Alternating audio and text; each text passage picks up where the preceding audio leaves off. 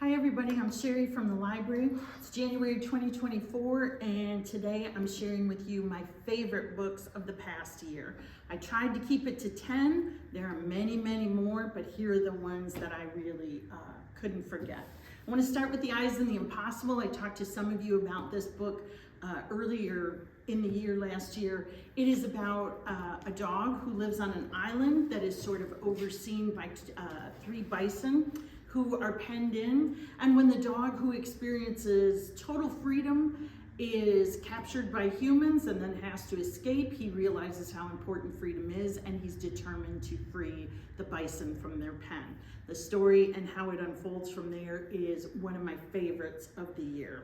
There are a couple of authors that we've talked a lot about over the years, and they are back again with some wonderful books in 2023. This is The Skull by John Klassen. Several of us talked about this and read this, and it's based on a fairy tale about a girl who stumbles across a mansion that is inhabited only by a skull. It's a quick read, it's a fast read, it's a little weird, as John Klassen always is. I think you will love it.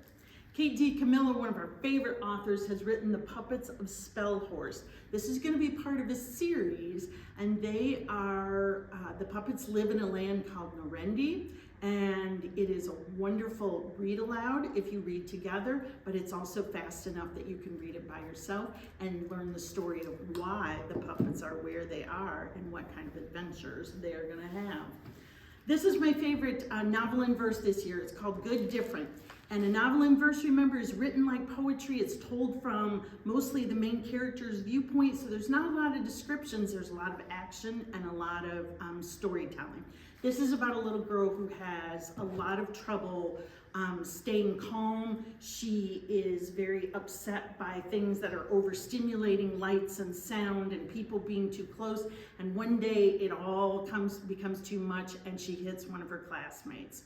The process of being suspended and being told that she will not be allowed to stay in school if she doesn't mend her ways is what the rest of the book talks about, but she comes to discover there are some things about her that really she and her mom have not understood, and she needs some extra help. My favorite graphic novel for upper elementary is Parachute Kids.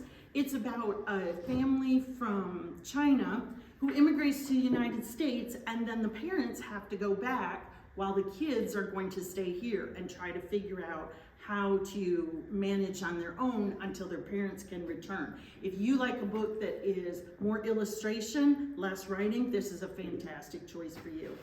And the fabulous Rebecca Stead created The Lost Library. If you like a ghost story, this is for you. There's a ghost in the library. We're not really sure why, but as it starts out, we realize that the library no longer exists, even though the ghosts are a little confused about that.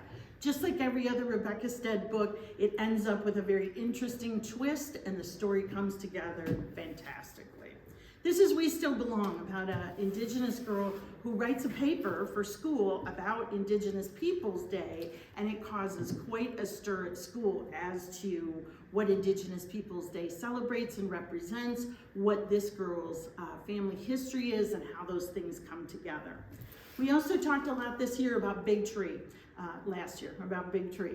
It is the latest by Brian Selznick. Remember that he illustrates with pencil drawings, and much of his books, even though it looks huge, are these amazing, gorgeous drawings.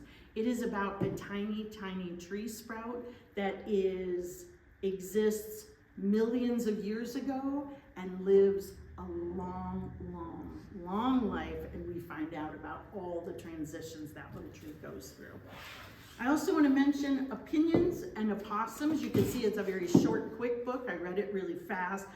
It's about a girl and her friend who love to write stories about shopping carts, of all things, until the main character, Agnes, decides that she's got some questions about the world that aren't really being answered very well. And now she wants to write about and speak about some of the bigger questions in life. So it's about Agnes's discoveries of who she is and why she thinks she's here, but it's also about how her friendship changes when she changes what she likes, and that upsets her best friend.